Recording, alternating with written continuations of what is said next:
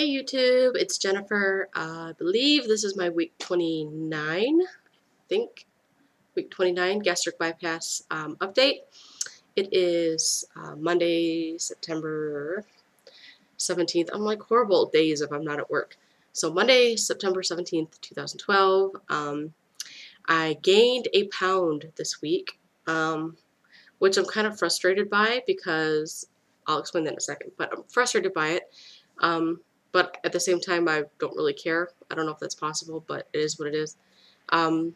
So I'm back up to 238.2. Cardio is fine. I'm exercising like every day, at least going for a 30-minute walk every day, which is all my surgeon really wants me to do. So at least I'm doing that. And you know how they tell you that when you're first starting and you're having trouble exercising and they say, oh, it'll come easier, and you just want to be like, yeah, whatever, shut up. It really does come easier because now exercising or going for a walk isn't something that I have to make myself do. It's something I feel like doing, like the same way that you feel like taking a nap, or with like when you get a craving for a specific food, I get cravings to go exercise now. So it does get easier.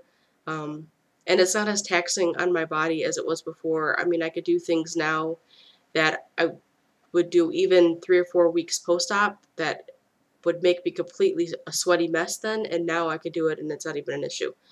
So it's fine. Exercise is fine. And I put in a lot of effort this week to reduce the carbs because that's what my doctor said. I was eating taco salads. I had grilled chicken, or not grilled chicken. I had baked chicken. I'm sorry, baked chicken. But I had taco salad. I had baked chicken. I had, if I had hamburger, I ate it without a bun. Soups, and not just regular old chicken noodle soup, Doug. Not just that kind. I also had the heartier ones that have all the vegetables and stuff in it, and I can only eat like half a can of that stuff, but I can still I can eat it. And so I'm not getting all the carbs that come with it, and I'm not getting all the calories or all the protein even, but it's better than going to like McDonald's or Taco Bell. So I made a vaginal. I don't think that's a word. Whatever. I made a good effort this week at doing it. For me to still gain a pound, I'm like, whatever. And the only really saving grace that I have at this point is I did my measurements today as well. And over my entire body, I've lost 9.5, almost 10 inches in 6 weeks.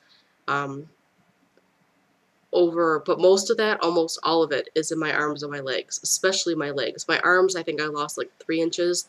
My legs, I've lost almost like 5.5 inches just in various parts of my legs. My thighs, my calves, and then obviously my upper arms. So between those 3 areas, I've lost 8.5 inches. And then with my hips and my waist, I've lost an inch. So that's a lot of inches to lose. So it makes sense that I'm feeling smaller and my clothes are looser and I'm having to buy more clothes. Looser. That's not a word either, is it? I'm terrible today. Anyway, it makes sense. Everything makes sense. I'm just kind of frustrated that I've gained the pound, but, whatever. I don't know. I'm like trying to go back and forth between this. Should I do the 5-day pouch test, which is essentially doing the, liquid, pureed, soft foods, normal foods within a 5-day thing, and it's to make sure that your pouch is not stretched out and blah, blah, blah, blah, blah. And then I think, no, I'll just do the whole, month-long deal of 1 week of liquids, 1 week of purees, 1 soft foods, 1 regular foods. And then I think there's no way I could do that. Then I think, well, I'll just cut back on all carbs. I'm just not going to eat carbs. But carbs are in everything.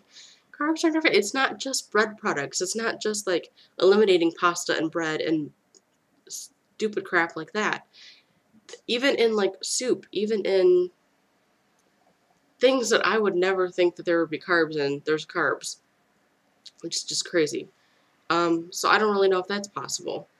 And I'm not saying this is impossible for anybody. I'm speaking solely for myself. You might have totally different requirements, and you may be much easier at adapting and changing than I am. But for me, this is what I'm talking about.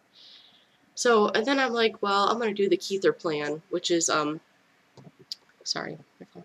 I'm going to do the Keither plan, which is hilarious, and I'm sorry that Keither is my name for him. Keith, which is Pierce Cub 32, I believe, on here.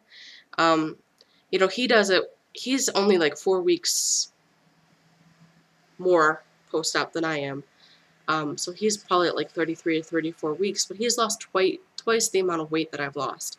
And I guess essentially what he does is does mostly liquids, and then he eats one meal a day, which he makes his meal dinner, and that's the actual food that he eats. The rest of it, it's not actual food, it's like liquids and stuff. I'm inclined to try that, but I don't really know how successful I would be at that, or if that would actually set my body back, because my body's used to eating.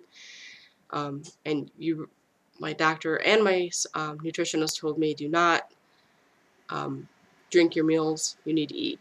So I don't know, I just feel like totally frustrated. And then there's a whole other part of me that's like, why even obsess about all this stuff? Like, there's so many funny things about surgery. Like, you know, I wanted to have surgery to be healthier, and I was taking so many pills when I was going to bed at night. I had my CPAP machine, and I was always worried about what I was eating, and was I eating too much, and how many calories am I supposed to have, and blah, blah, blah, blah, blah. And I was totally stressed out about it. And I thought, I'm going to have surgery and everything's going to get better. Well, you know what? I'm, what I say, 29 weeks? So that's going to make me do math in my head. Like 7 months, essentially, post-op. I take more pills at bedtime now than I did before. I literally take like 8 or 9 pills every night before I go to bed. Most of them are vitamins and nutrients, but I'm still taking pills. And I will for the rest of my life.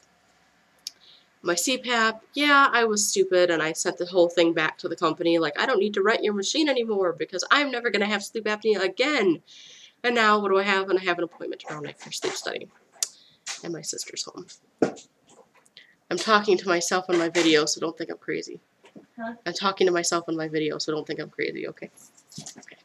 Anyway, so I have my sleep study tomorrow night, so I might have to go back with the sleep apnea CPAP machine. What else? And then I'm still obsessed and like totally concerned about what I'm eating and when I'm eating it, and it's stupid. It's like I'm still stressed out about this stuff, and it's like nothing has changed. The source of my stress essentially has changed, but not really. Yeah, it's just crazy. Anyway, and a more positive news. So all the stress and stuff, and then I had some stupid broad this week, who I know who she is. She's the like best friend of somebody that I was dating in this area. I was dating him for a few weeks, and she somehow got involved. I don't know how, but I ended up becoming friends with her on meetme.com, which is the website, one of the social websites I'm on. And anyway, so she started asking me all these questions about weight loss surgery, and I have no problem talking about it. I'm open to it. But then she started asking me questions like putting questions in public about, why are you not following your doctor's orders? Why are you still obsessed with frozen Cokes? Why would you do that to yourself after you had surgery? And seriously, I wanted to be like, fuck you. Like, and I'm not trying to be, that's a total crass and juvenile way to deal with it. But I have no problems talking to you about surgery or answering your questions. But when they start becoming personal judgments, and you start asking me questions that you are obviously you already have an answer that you expect to hear from me, I have no need to talk to you anymore. So I deleted her, and it kind of pissed me off. And if you haven't had the surgery, there's no way that I can explain to you how difficult it is. And it's not just a matter of, you know, oh, you've been blessed with the opportunity to have surgery, you should be having surgery. It's not anything to do with that. It's just, I mean, we're all fortunate that we had the opportunity, but you get comfortable and you get settled in your new routines. And even during the honeymoon period, you get a little comfortable with getting away with certain things. And I'm totally aware of this. I am not saying that I'm better than anybody else or that I don't have to follow the rules. I know that I do. Obviously I do. I gained a pound this week. But I am not in the mood to deal with judgmental bitches, basically. Or pricks. If you're a judgmental prick, I don't have to put up with you either. So, I don't know, it's just stupid. But the good news this week is that I've been trying very hard to get a new job, to get out of the department that I'm working right now in Detroit.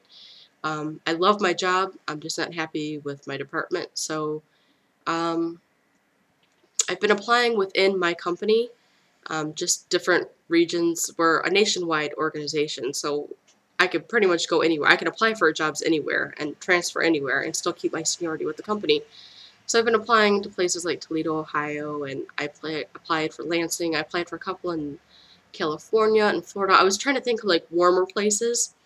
So, but I also applied for one in St. Paul because it's the same job that I'm doing now. It's full time, um, but it's in St. Paul, which is closer to Doug, and there's a possibility of something wonderful happening there. So I applied for all these positions, not thinking any of them would have a greater chance than the other. And obviously, I wanted to move somewhere warm. And guess what? I pretty much got the one in Minnesota, which is probably the coldest tundra in America. I don't know why. I don't know. I don't know. I know why I applied for the job, but it's not Florida, and it ain't California. But I should be okay. But essentially, I had a phone interview this morning for that position, and they all but said I have the job. So I still have to interview with 2 other supervisors, and they're going to try to do it over the phone as opposed to me coming out there, flying out there for an interview. They're going to try to accommodate me and do it over the phone. But after that's done, it's just, she even told me she just needs, she needs more time to process the transferring, God, I can't talk today.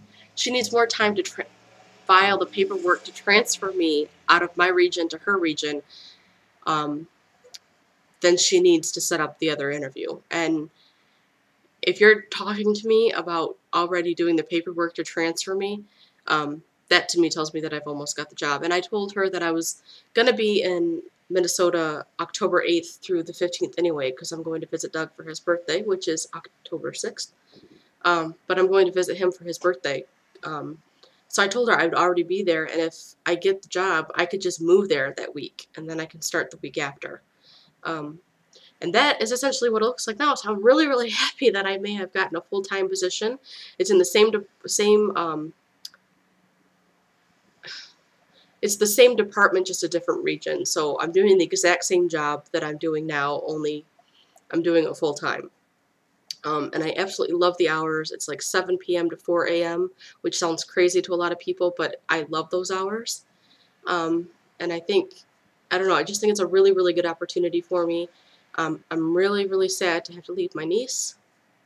I'm really going to try to not cry. God, I cry too much. But this is a good opportunity for me, and I'm hoping that I can show her through example that you don't have to be obligated to people to still love them and to help them. And I have sacrificed my whole life for everybody else. Never really got to be a kid or a teenager, and then I got engaged when I was like 20-something, but I had known him since I was 16, and I sacrificed the entire duration that I've known him. I've sacrificed to try and minimize our arguments and things, and try just to make him happy, and we're still friends, and I still do that crap with him, and then, you know, I'm living here, and I'm paying all the bills, and I moved my sister and my niece in so they could get out of a bad situation, and they've been here for almost 2 years now,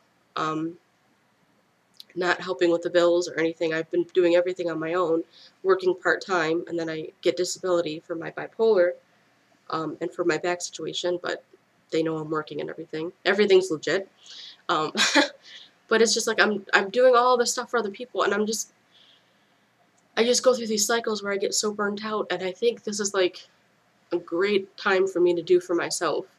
So I know a lot of people are not purposely trying to make me feel guilty, or maybe they are, and they're trying to do the whole abandonment thing, but I'm not abandoning my niece. The only way that you can give somebody abandonment issues is if you leave them and you betray their trust and their expectations in you.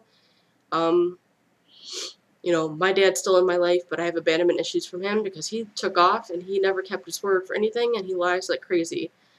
Had he been the kind of father who kept his word and came to see me when he wanted to see me and all that nonsense, I wouldn't have nearly half the issues I do now. So I don't consider that I'm going to give my niece abandonment issues. I'm still going to call her, I'm going to Skype, I'm going to send her pictures and gifts, and I'm going to visit all the time, or she can come visit me.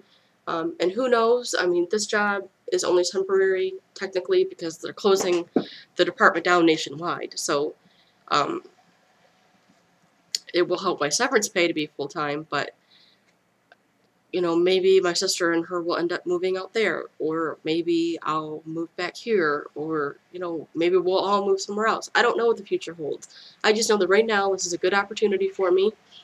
I deserve this a lot, a lot. And I'm taking it. And I'm sorry if everybody else has a problem with it, but I'm a good person and I'm not hurting anybody, so just wish I had more support, because it sucks to not have it. But anyway, I'm done. Thank you for watching. Sorry I ramble and ramble. I will let you guys all know how week 30 goes, because that's insane that like next week is week 30. But I will talk to you guys all later. Thank you so much for watching, and good luck on your journey. Have a good day. Bye.